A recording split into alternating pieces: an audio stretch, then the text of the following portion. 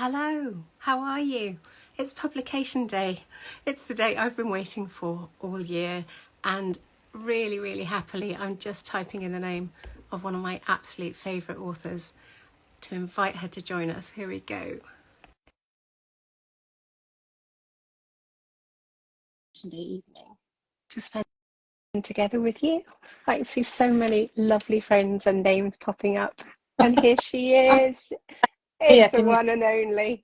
Mate, how are you? Happy Publication Day. I mean, I know Thank you this so Sunday, much. but here we are. Here with we this. are. And look, I've got a little. There we go. Can you see me? It distracts from the hay fever eyes. Oh, mate. Bless you. Do you know what? I used to have hay fever and really chronic. And the thing that cured me was that I got pregnant. No. It wiped away all my my hay fever, my aversion to pollen, and migraines. So, mate, I'm not having another baby. I'll just buy tissues. I swear. Well, so I'm just putting it out there that it worked for me. Put it out there. I tell you what, it is interesting though, because I know a lot of people whose health has dramatically changed, sort of pre and post children. Yeah. And I think some of it is obviously you are exhausted, but some of it really does sort of change your biochemical makeup, doesn't it? It does. And my hair changed completely. I don't know if you can see, I've got like a really curly section here, right, that looks like you know, if I let it go, it's ringlets. It's not clever, but that arrived with second child, just like bang. Yeah. well, mine went a bit curly during the menopause. So, you know, all these strange things that happen to women's bodies, etc., do have an impact. Well, it's the skin, it's the mood, it's the everything, isn't it? But then you see, we none of us question it when it's teenagers. We just go, oh my God, it's a huge change in your life. Of course you're going to have lots of changes. We called it the chrysalis stage. Yes. Because it was like, you know, just work your way through it. At the other side, it'll be grand. Yeah. And then, of course, you have to do it all again in reverse later on, don't you? But you do. Yeah, you do. I don't know. But we are not here to talk about women's bits. We're here to talk about this the book. Right. Oh, matey. And look, have you noticed it's slightly shorter? What? Millie knows my battle with trying to write a slightly shorter book. This, God blimey, this could prop up the biggest coffee table. I thought it was huge. You know? Really? Oh, well, I think it's because after the Larkford ones, which were like proper, you know, I grew up idolising, you know, the chunky novel. I think I even wrote a column about in praise of a chunky novel once. It was the Fiona Walkers, it was the Jilly Coopers, it was, you know, because early Ronnies, the Honeycutt ones, they were really fat. Because I felt like if I was only going to be allowed to get to the library or the bookshop or whatever once in a while, I needed it to last. Absolutely. So when I sat down to write, I thought, yeah, books are that length. They're not that length anymore. So today is the big day. I'm going to take charge. I'm going to fling you some questions. Brilliant. I'm going to, you know, because I'm going to have a quick drink then. You probably just, I don't know about you, but I get sick of saying the same thing. So I like a chair. I like to be chaired. And so what are we doing a giveaway? We're going to do a giveaway. We're going to best question. Did we say best question of the night? So I'll do a signed copy of Home and a signed copy of the new one. Yeah. And we'll do a little bundle and send it out. I'll fling you one of these as well. So it's a nice fat thing if you want. We'll do a little triple doodle then. We'll do a triple. So if you do want to ask us a question, fill in the little question thingy at the bottom so I can track it. Brilliant. Right? And you're in charge of tracking them because I've got the wrong glasses on. And we'll try and keep you know, some order to this. It might all go to, but we will try. But if you're going to send us a question, please do it properly with a little kind of, you know, question marky thing so we can track them. Brilliant. So today is the big day. Yeah. What's done? Do you know, I had the biggest lie-in.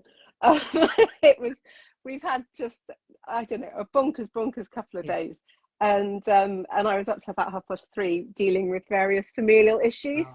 And unbeknownst to me, Sam thought that I needed sleep far more than I needed to be awake.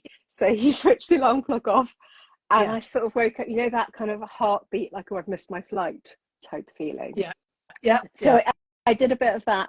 And we are all about the glamour here, because we've got one of those like above, it's a glorified paddling pool, I'm not going to lie to you. So it's sort of high. It's in the garden, it's full of icy cold water, because I have basically got through the last few years with my ice barrel.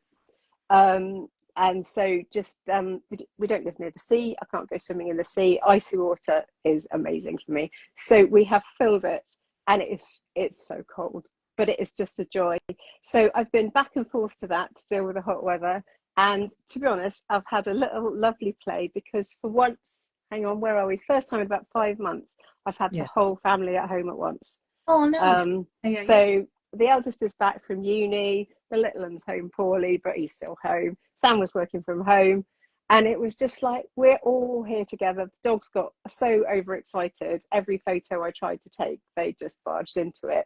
And we've just had a really lovely kind of like a family day, which we don't ever have time to do. So normally I'd have been dashing around all the bookshops and you know, doing the silly photos and things, but I've delegated that. So oh, that's nice, because everybody thinks, isn't it, a publication day, it's like wall-to-wall champagne and going down to London having and as the time, you know, I'm there on publication day morning, you know, emptying a cat litter tray out.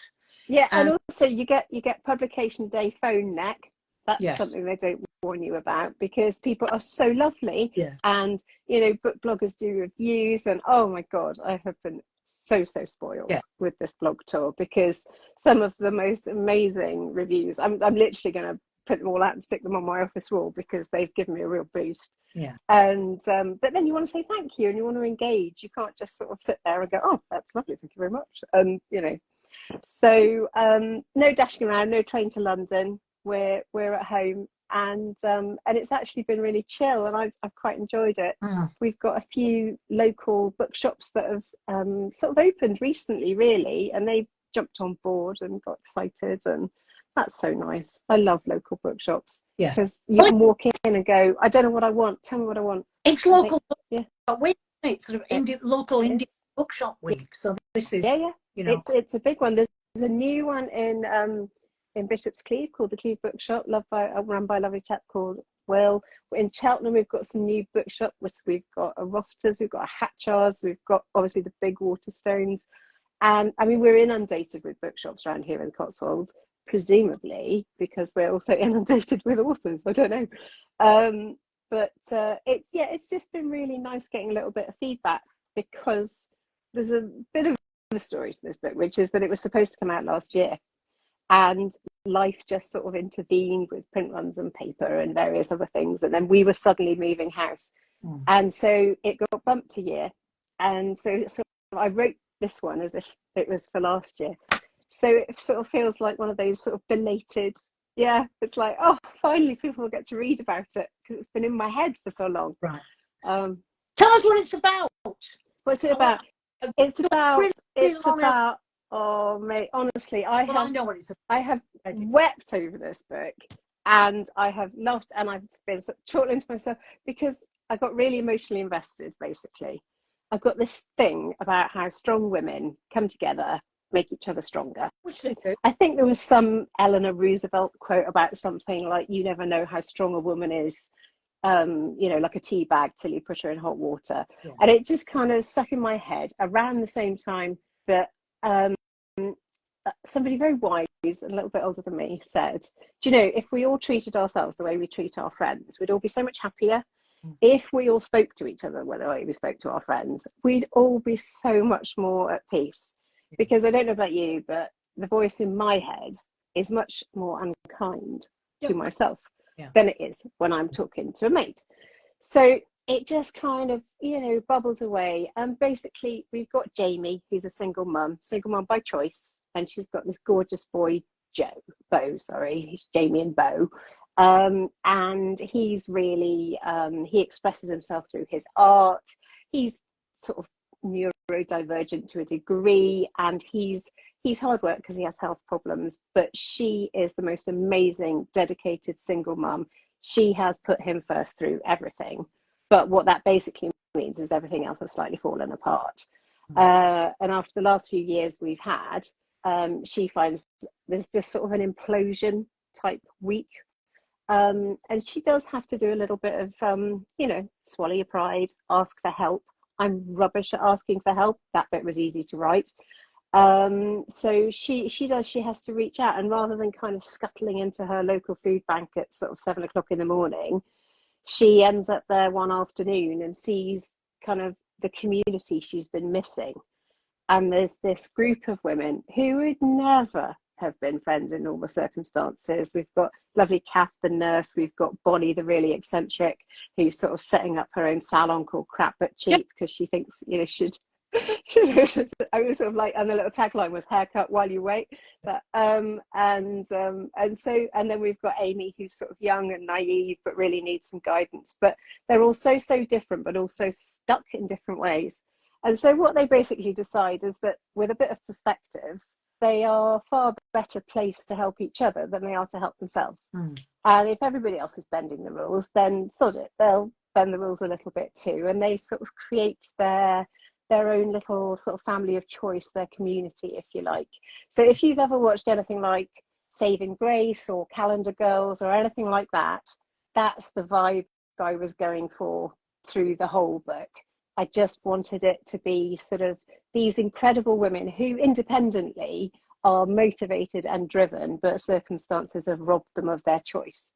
So all they want is they want authenticity, but they also want autonomy. They want choice. They want to be able to choose their own groceries to start with, rather than whatever comes in the bag.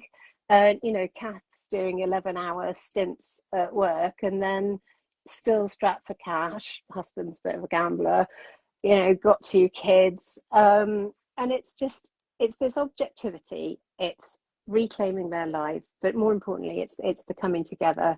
I've got this Henry and Ruth are this sort of quirky old couple that initially you sort of think they're coming in as sort of, well-to-do to save the day, and then you really quickly realise that actually, yes, they are helping Jamie, but really they need the help from Jamie more. And it allows Bo to really blossom and come out of his shell, and he's the character I just wanted to write the whole book about him, really. But obviously, it is women's fiction. You can't really write the whole thing about an 11-year-old boy. But it was an absolute joy to write, because it was a really difficult time. We were all locked away.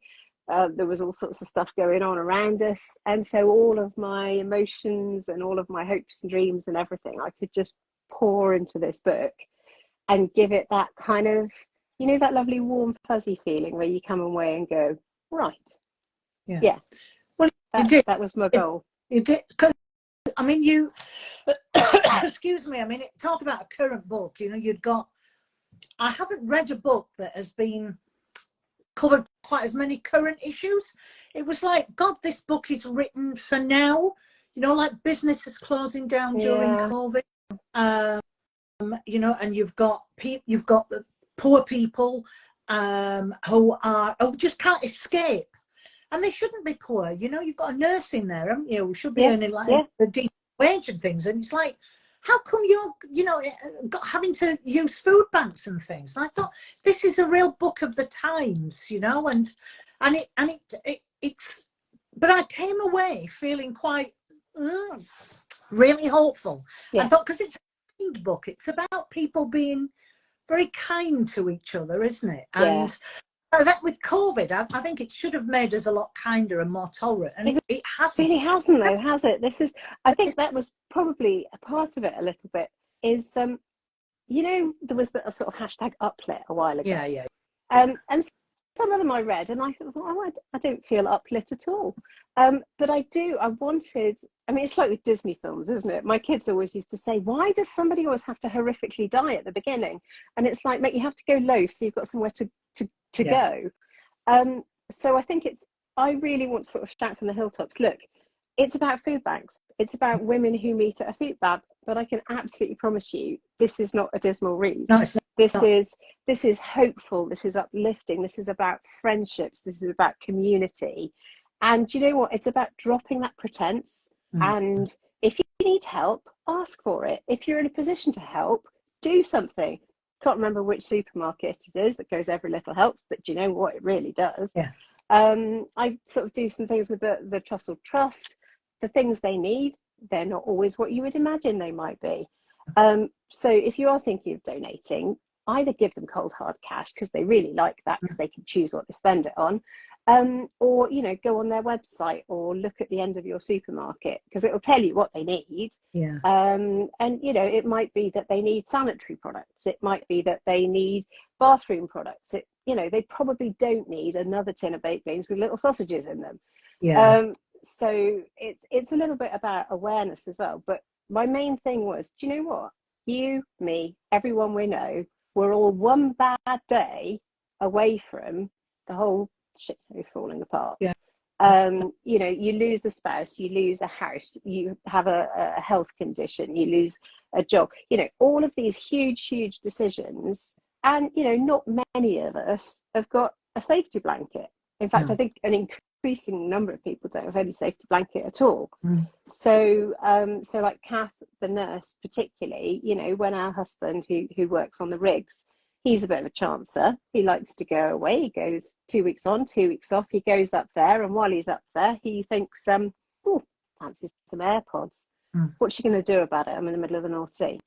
So you know, he's busy gambling and she's dealing with it. But what I loved was when they all came together and they had this sort of 2020 vision for each other's problems.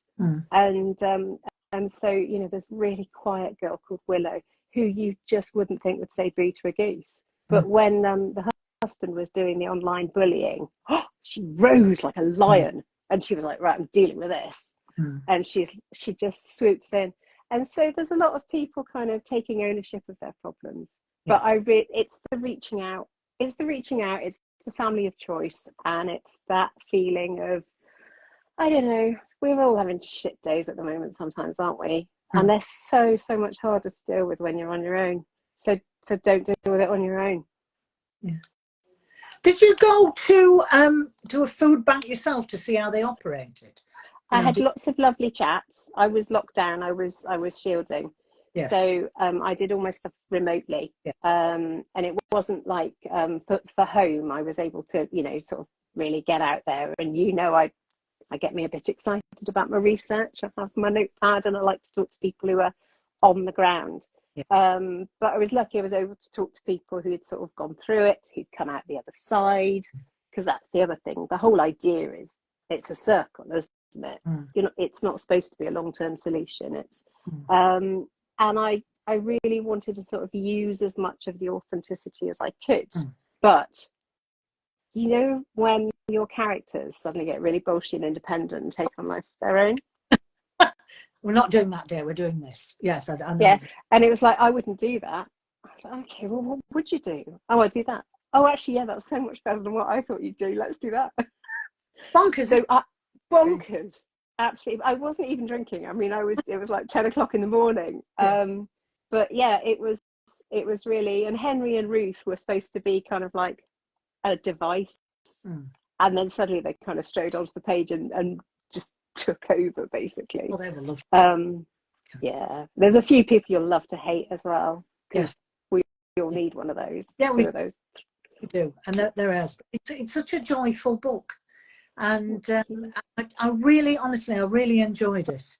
And oh, Miles, that's lovely. Thank you. Don't forget, folks, if you've just joined, etc., if you want to ask Penny a question, use the little balloon at the bottom with the question mark in it and send us a question, because you could win 2 of Penny's books, the brand new one, maybe tomorrow, Home, and one of my rubbish ones as well. So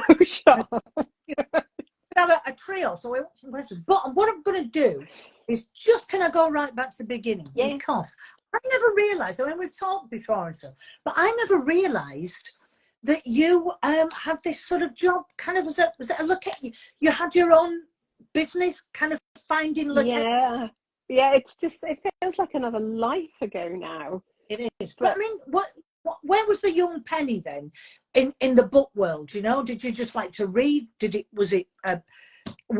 you always want to write, or did you just like writing and but didn't really want to take it anywhere?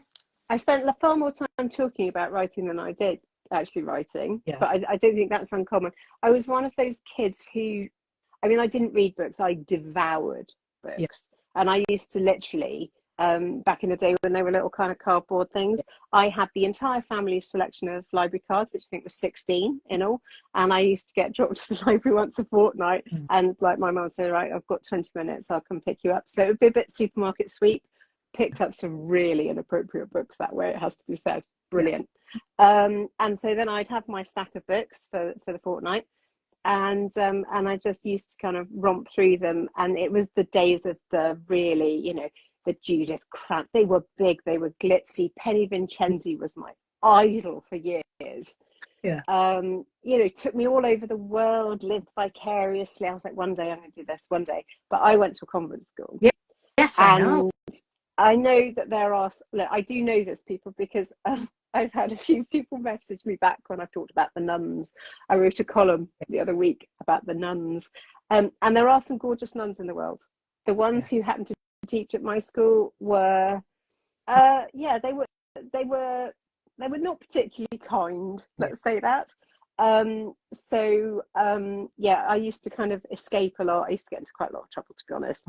And I used to get books sent home in sealed brown envelopes because it was inappropriate reading, and things like that. So and then when it came to careers day, and I was like, oh, I'd really love to be an author, I was like, it's not a proper job. It's not a proper job. So I went off to university to do this degree about international management with modern languages to get a proper job. And the whole time it just felt like I was kind of going through the motions, and I would always veer towards the more creative. So I did a marketing module and not the, you know, and then I ended up doing a work placement with the BBC. And so I worked at Pebble Mill for a bit on a program called Countryfile. Oh yes. And as the kind of the young, ridiculously enthusiastic, energetic, kind of teach me everything, wide-eyed sort of ingenue, they basically would sort of put me in charge of organising like the shoots and things. So it'd be like, right, we've got this story about sheep shearing. You need to take John Craven to the Harrogate Yorkshire show. You're going to be there for 3 days, blah, blah, blah, blah. And I'd have to organise it all. And I thought, oh, I like this. I like this bit a lot. And so I was supposed to leave university and go and do this sort of graduate training scheme with Reuters or whatever. And I thought at that point I had nothing to lose. I wasn't giving up anything. I wasn't giving up a salary. I wasn't, you know, in any committed thing at all. So I took out a student loan because they had just started doing student loans. And so I took out a student loan, and I checked with them and said, can I spend this on whatever I like? They said, you can spend this on whatever you like as long as you pay it back. And so I used it to start a business in my bedroom, organising film locations. And I just travelled everywhere and did hundreds, and I did so many miles on my little Polo that it just died on a roundabout, Spaghetti Junction.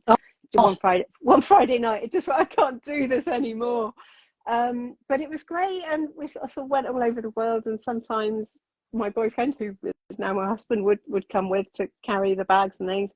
And it kind of grew and grew, and it was lovely because when they wanted to do Vanity Fair, the BBC did it in Cheltenham, and so I was sort of able to get involved in that in my hometown. And I did a mad Hollywood film with Jean Reno, where I just spent the whole time going, oh my God, it's Jean Reno. And they all turned up in huge black New York puffers in a helicopter to sort of land in this field in the middle of nowhere.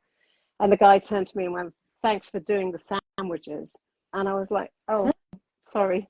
Like miscommunication, I'm your location agent. I've organised all this. And he went, oh, all right then. Because it was Ian. Ian did sandwiches. And he was like, oh, cheers, Ian. But I was the only woman there, you see. It was like 50 men, and I was the woman there. Right, so obviously I had, you know, buttered the rolls. But I'd organised a freaking shoot. So anyway, I did that. And then, of course, I wanted, you know, babies and locations don't mix. So, so I did sort of sell that off. did the babies, and then I just talked about writing constantly. And Sam basically said, look, the littlest has just started nursery. I think we've reached the point where either you write the book or you stop talking about writing the book. So why don't you give it a year while he's just part-time, just put some words down, just see where you are. Because we all know people who sort of go, oh my God, I'd love to be a tennis player, but they're shit at tennis, right? Yeah. And at that point, yeah. I genuinely had no idea if I'd do it. Yeah. So we didn't tell anyone, and we ended up with the Larkford series, which is sort of 4 books and a novella, well, 5 books and a novella. And so it sort of evolved from there, and it really was. It was suddenly, one minute I wasn't doing anything at all, and then the next minute I had to kind of break it to friends that I couldn't come out to play because I had a book deal and I had a deadline, and by the way, do you want to come and see? So everyone was like completely shocked because I'd done it quietly. Yeah, do you know what? The big thing, it was a real learning thing though, because nobody knew I was writing. It was all like bubbling up. It was exciting. It was within me, and I wanted to get it on the page. And I think quite often when you're writing, the more you talk about it, it kind of takes that magic away, and then there isn't that impetus to get it written down. So even when I'm writing a book now, even when I'm under a contract now, I'm writing a book, I'll only do broad strokes of what it's about, mainly because I change it halfway through. Yeah. Because you do that as well, don't you? We write. Here's my synopsis. Yeah, I won't stick to that. Well, no. And at the end, they've drawn a cover, you know, on the synopsis I've sent in. Where's people, you know? But I mean, somebody's just sent a question in about Becky Duran. She said, you know, I'd love more Larkford books. Are you going to write any? Because I mean, where did the doctor thing come in? Because they're about a doctor's practice, aren't they? The Larkford books. Well, yeah, they really are. But that's, I mean, it's kind of one of those bittersweet, you've got to laugh type things. Right. There was a stage where we were, and I used to joke about it, but I mean, it's not really funny, but we were a multi-generational drain on the NHS. Right. There wasn't a single generation of our family that didn't have someone in hospital at a certain point. Right. And I was spending literally all my days in waiting rooms, looking at notice boards, this, that, and the other. And there was that whole kind of write about what you know. And AJ Pierce and I did a workshop at Cheltenham Festival, which was hosted by the lovely Katie Ford, who brought chocolates, Win. And we had to write a little character study. And this one character just arrived in my head. She just turned up. It was Elsie, for anyone who's read them. She just turned up, shoulders going, turned up, arrived, fully formed in my head. And she was my character study. And she just wouldn't shut up. So I just decided that if it was going to be part of a country community, why not set it around the doctors? Why not set it around the people who, you know, there's a lot of facade to it, isn't it? We give them so much sort of power and trust, but quite often their own lives are in complete disarray as well. So I thought there was something interesting, but back to the locations, I can't help it. I always want to know what's going on behind the scenes.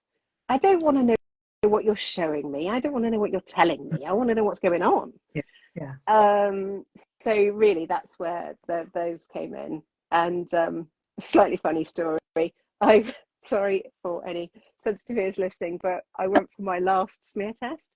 Yes. And I was literally mid smear test when this little head popped up above, you know, the Modesty Shield and went, Penny Parks. I knew that name from somewhere. Literally mid procedure, and then proceeded to literally talk at me about the books, the Larkford books, in the middle of it. And I was like, I'm dying here, because all I could think was, God, I hope she liked them. Yes. Because if I'd offended her in some way, I was in the most vulnerable position imaginable. So the first thing I had to kind of say was, I'm so sorry if it's not strictly accurate. I had to take some autistic license.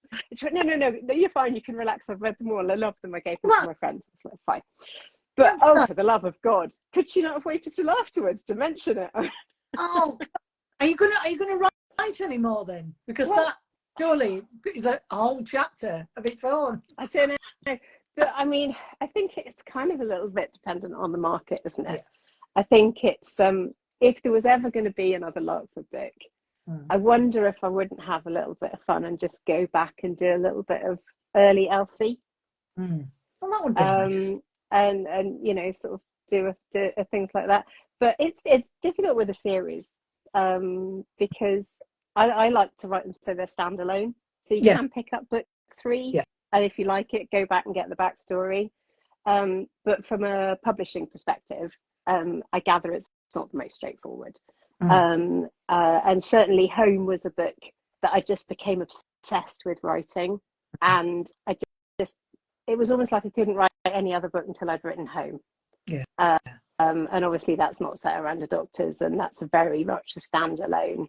And so it was almost like one of those things where you kind of you're against the clock, but you set the clock. So it's like, why are you stressing yourself out? There is no deadline here. But I had to write it. And Home, the prettiest book I've ever seen on a shelf. I sent that to you at the time with the 4 doors. Yeah. Beautiful book. And I love that because it was about a house sitter, wasn't it? Who didn't have a house of her own. There was just this idea that she sat in other people's houses, but craved kind of her own anchor. Didn't know what she was looking for. She was trying them on for size. She sort of bounced through the foster system, and so when it came to be an adult, she had literally no idea what home was to her. And so she went around literally house sitting, trying on different lives for size, sometimes making friends with the neighbours, you know, looking after the pets, very much jumping into the community, trying on all these different sort of personas, if you like, to see what home meant. And obviously the journey was, I don't think it's a spoiler, her best friend from university, Kate, it's not necessarily about the building, is it, or where you live, it's about the people you live with. And I did so much research for that. I got to the point where at one point I got so upset I had to have a thorough talking to at home, but I was getting too emotionally invested because a lovely friend of mine works in social services, so she told me the reality of it, and the reason I think it struck such a chord. And it's wonderful. It's actually listed in a special fiction library for care leavers, and I had to do sort of a special interview and stuff, and they've got a whole library online. There's a link on my website if it affects you or you want to see it, because at 18 it all just stopped, and suddenly it's like 18, you're on your own. And the people who were putting it together said that it resonated so much that they would sort of add it as a resource. So that was like a proper little proud moment. That was right up there with my RNA star that we've just moved house, and it was very carefully sort of transported because obviously I'd lost the box.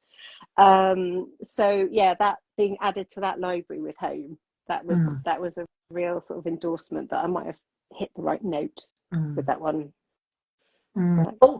So not anymore, it doesn't. I'm a leaving care worker. So is there a bit of an extension now? Because I know it did you. I thought it ended at 17 at one point. Have they changed things? Have things moved on? Things then. I've got a note here from Becky Duran. Young people are now supported until they are 21 or 25 if they wish. Which is quite a recent thing, mustn't it? But you can win a copy of Home, as well as Penny's new book, maybe tomorrow, for all the people who just joined us. If you send Penny in a question that we can answer in the next 10 minutes. But what somebody said, Red Better said, what gives you inspiration? So, you know, I mean, because I mean, you had the Larkford series, and then you kind of jumped into something like Home, which it must be like leaving a bit of a security blanket when you've got a series there. And so where do you get your inspiration from? I mean, we've done obviously where you got the Larkford series from, Home, etc. But I mean, are you put it this way? Are you working on something at the moment? And if so, what is the inspiration for that? At the moment, I have even just in this last week, I've had a bit of a kind of, you know what it's like when your head just spins around. Oh yeah. I had 3 notebooks on the go because I was working up 3 different sort of ideas that I was quite fascinated about. and then realized one day that actually they're not three ideas, they're one, and Yes. one of them's a subplot. And Right. so I just couldn't. I was like, kind of like, where do I start? How do I do this? How do I pull this together? And it just became apparent that that was what it was really. Because Home started with a mate of mine going, I can't believe it. I've hit peak middle class. I'm going to get a house sitter, and me, if I'm quite honest, taking the piss out of her quite a lot, and then going, but that's actually fascinating, and then just going down the rabbit hole. Maybe Tomorrow was very much about, the kind of really intense relationship sometimes that develops between single mothers and single children. And we have very much had a bad spell through the lockdowns, and there were lots of things falling apart. And so it really threw up this whole kind of, what do you do when everything falls apart? What do you actually do? Who do you call? What happens? How do you feed yourself? What's your priority? And it was around the time that I was really struggling with my health and rubbish at asking for help. I'm still rubbish at asking for help. Well, yeah, are out where we all are. I don't know. It just feels really awkward, doesn't it? It does, yeah. Yeah, it doesn't. It shouldn't. So I decided to kind of take the voice out of my head and go, well, if it was one of my friends in the same situation, what would I say to them? Mm-hmm. And then there was that little kind of author, type, moment. So it really was. I also happened to watch Saving Grace, which is one of my favourite films. And there was a real kind of this is a vibe. And I still tend to think of things very cinematically from my background. Mm-hmm. So when I was writing Maybe Tomorrow, I could see it, I could feel it, I could kind of see where the camera would be. It was, it was almost like, oh God, should I actually stop this as a book and write it as a script? Because it really had that vibe, that working title sort of feel to it. Yes. And I thought, if I can do anything approaching that on the page, then I know I've done my job right. But my main problem at the moment is that my main inspiration comes from sort of people watching and eavesdropping and generally going, oh my God, I can't believe she's putting up with that, and that kind of thing. And when we sort of moved house a short while ago, it kind of knocked me about a bit, so I'm not necessarily out about as much as I would like. And so I've kind of, my world's got a lot smaller, so it's a little bit more micro. And it tends to be now, it's sort of growing off emotions and things like that. So it won't necessarily be a situation that I have lived or experienced or seen, but it will be, that's a fascinating emotion. I wonder what other circumstances and then it grows from there.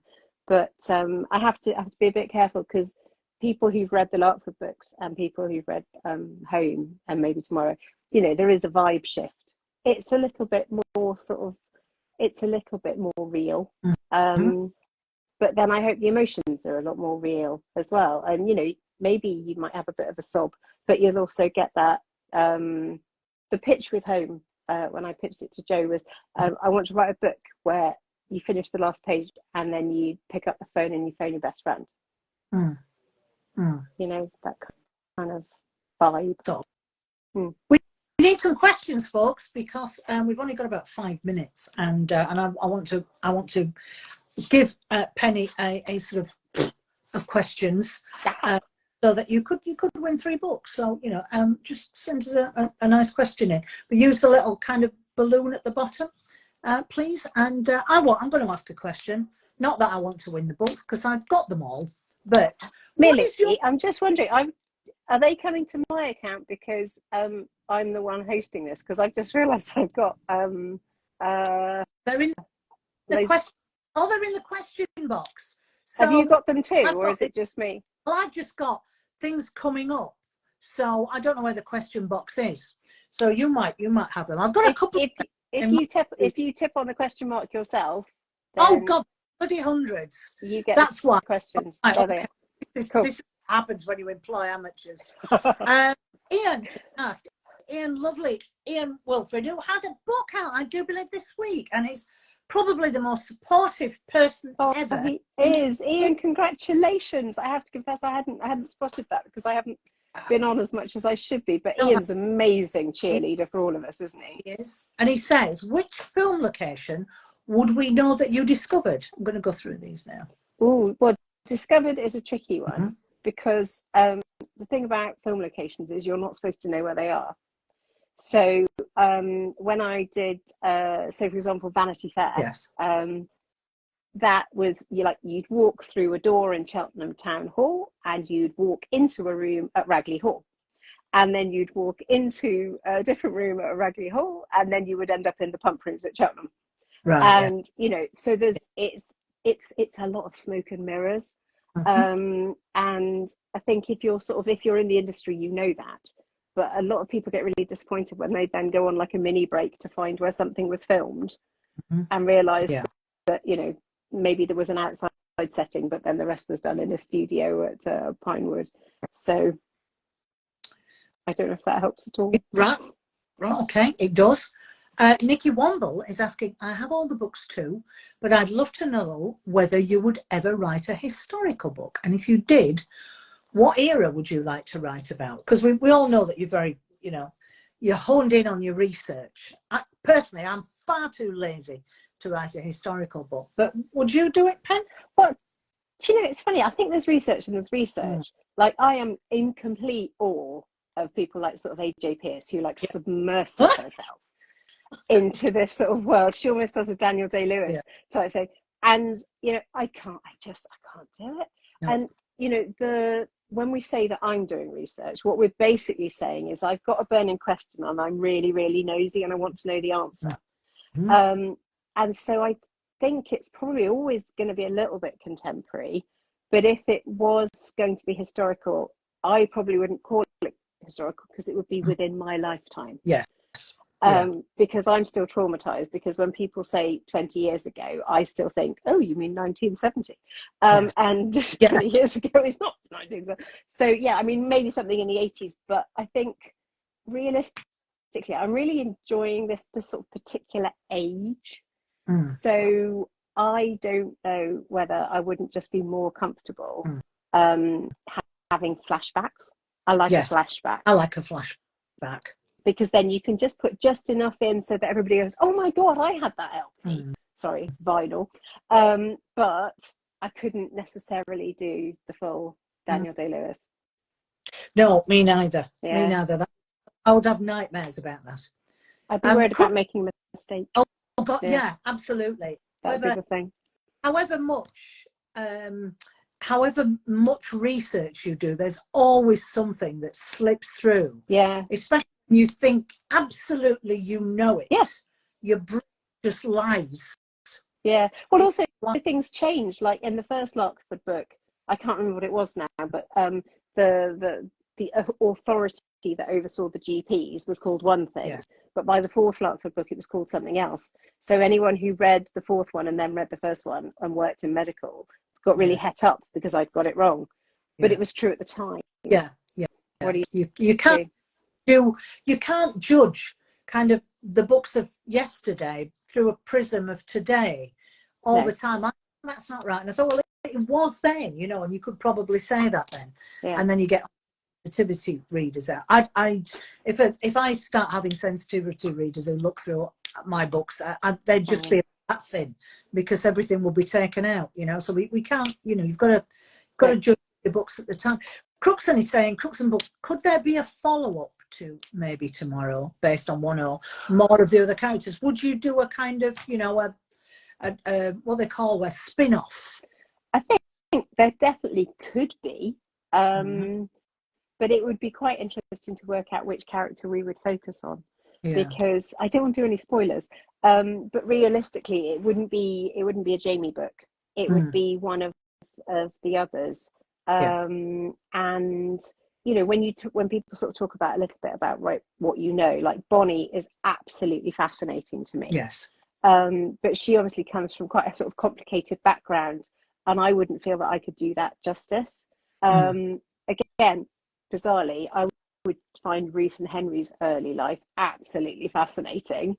But Yusuf Bow, I just, it is really limiting, isn't it? This whole idea of sort of commercial fiction and what you can focus on and what is and isn't appropriate. And I mean, I know there was one book where I had a male protagonist, and it was like, oh no, you can't do that, you're gonna have to rewrite it so that's female protagonist. Like, okay, all right then. Yeah, but that was back at the beginning. But the but Bo would be heavenly. But what I'm working on now is nothing to do with any of them. So and when's that one coming out? When have you, I mean, I know you've got this one out today. Yeah. So kind of give us a chance, love. But when is that one coming out? When, I you know? have absolutely no idea. I'm trying to keep things a little bit more flexible because I need a little bit more flexibility to fit around my life at the moment. Yes. So yeah, so I think I'm just going to wing it and hope for the best a little bit. It's really interesting because having gone from doing a book a year where it is like, right, you sit down the 1st of September, you've got your first draft by Christmas, you know, and you know what you're doing. And then a book like this, really, it kind of took it out of me a bit, sort of emotionally, and I really wanted to do it justice. So I wanted to have that time to step back and then do another pass. And the book I'm writing now, a much shorter book, I think the biggest challenge is going to be keeping it tight. So I want to make sure that I get it right, because I think it's difficult when you step away from a series. If you start doing standalones, then every standalone has to really hold its weight, punch its weight. So we'll see. Yes, yeah. And it's very difficult in this climate. I think we've been really not, the price of paper's gone up, yeah, and so that the books have had to go up, and it's so nice that people are sticking with us. And yeah. Where can people buy this book from? They can buy this book. Lovely Sainsbury's have got a Sainsbury's Recommends deal going on at the moment. They've chosen it as one of their picks. So if you happen to have a Sainsbury's doing the big shop this weekend, you can get that, I believe. Oh, I don't want to misquote, but I believe it's at a beneficial price. Obviously, there are online retailers of the large variety, but also there are so many small bookshops at the moment who have ordered in copies, which I'm unbelievably touched by.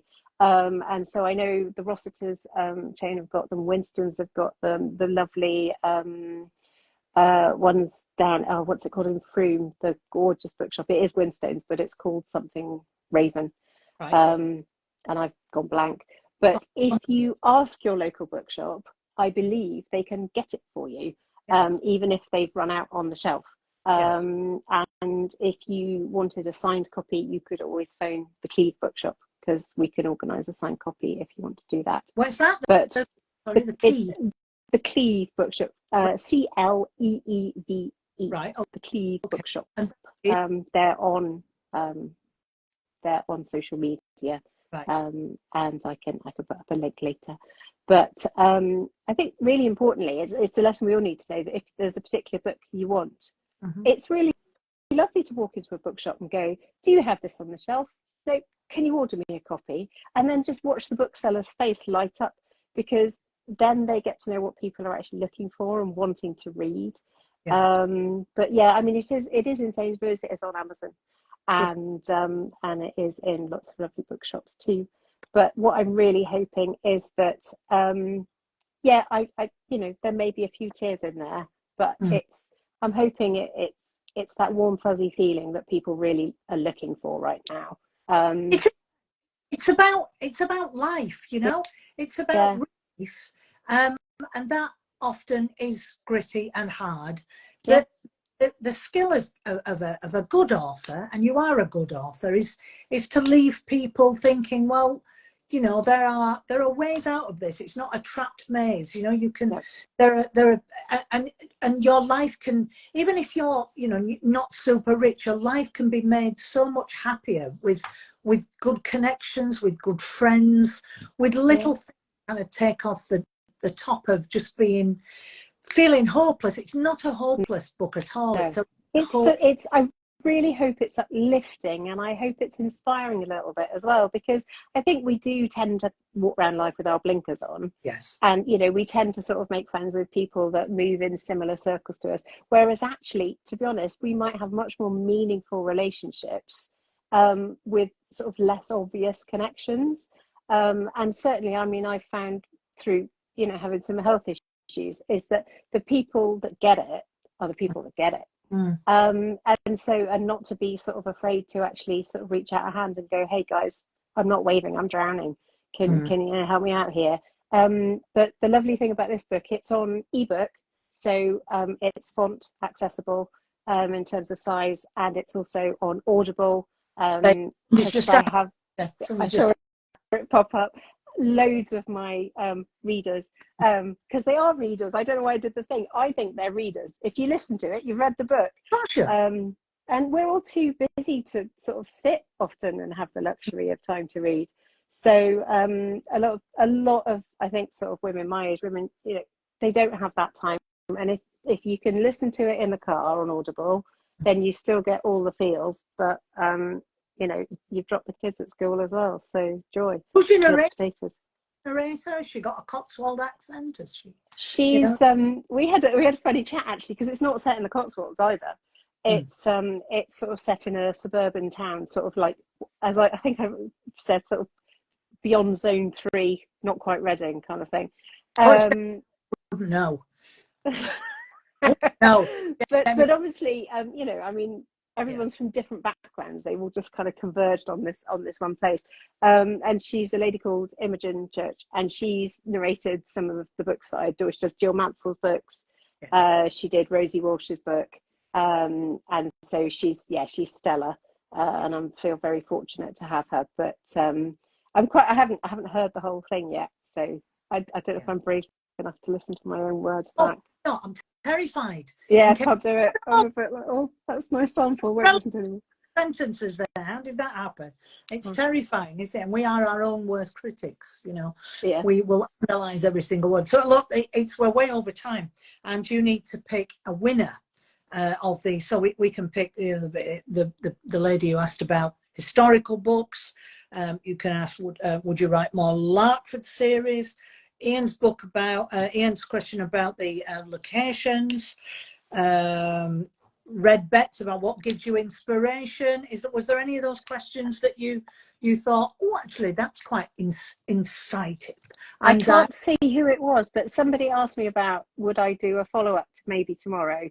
Right. Was Becky Durrett, would love more no, sorry, it wasn't at all. That was would love more Larkford books. It was the lady who said, would you do a sequel to Maybe Tomorrow? Maybe Tomorrow. Yeah. Are we having her? Yeah, let's go with that, because I have to say, even as you said it, I just had a really good idea. So it was like, oh, do you know what I could do? So I think was that Crooks and Books? I don't know if it was. It might have.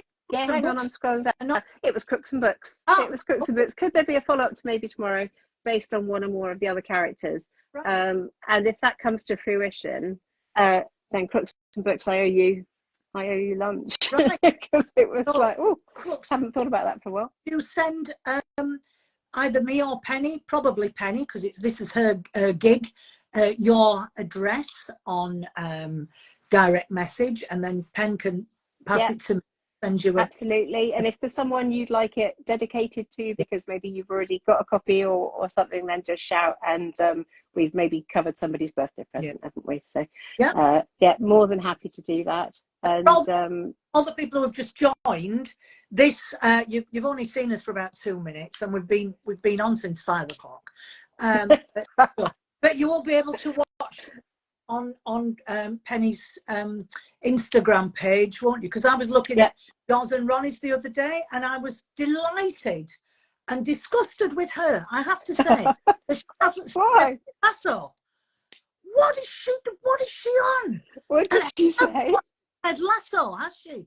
Ronnie? No, Ronnie, I mean, what on earth? I mean, the problem is I was all ready to launch into a kind of chat about Ted, and she was like, I haven't watched it. I was like, I don't know what to do with that. But then she double timed me, because then she said, but a Succession, and I haven't watched that. So I have not either. So me and you are of a wavelength.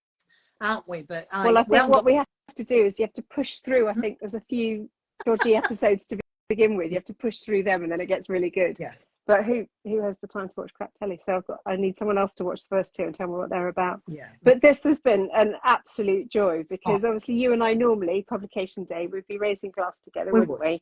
And I'd claim my Millie hug. And it's just so gorgeous to see you, and you are sweet to do this for me. It is a lovely book, Pen. I'm not blowing smoke up your bottom. It really is a lovely book. I've read it all, and I thought it was unusual. Like I said, so of the times I thought, my God, this is so current, and in a good way, in a really good way. Well, I mean, what's wrong with a bit of zeitgeist, you know?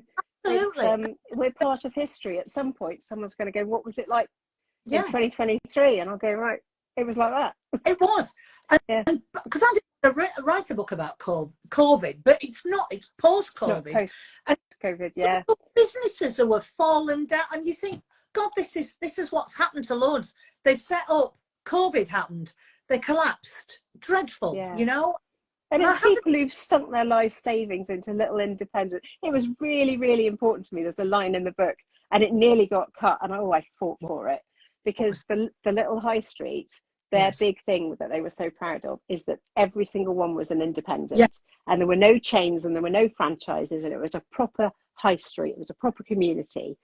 And they were like, I was a bit over my word, Karen, and they were like, we can just trim all this. I was like, you cannot, because it meant the world to me that everyone had invested not just their time. It wasn't a job, it was their heart and their soul and their savings.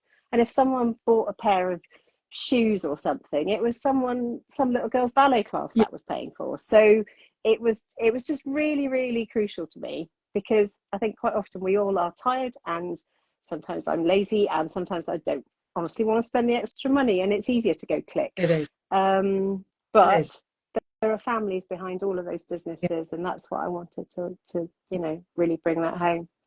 Just before you go, I've got to say this to you, because there was a line in this book that made me go, you know, and it was like 19 years old and already on the way to giving up. And I read that, and I thought, there are so many out there, people out there ready for giving up, and this book is like, no, don't give up, just don't. It can spin, your life can spin on a coin, and off you go, and you're happy. So if you're unhappy, read the book, and you'll be less unhappy and very hopeful. Pen, it's been an absolute book here. If you haven't, I would say, if you haven't seen the full live, you can see it on Penny's page at Cotswold Penny, obviously. All the best of luck, darling. And thank you, my love. It's been an absolute joy. Thank you all for tuning in, and I'll do my best to sort the technology now so it's all live. Bye, everyone. Thanks, Bye.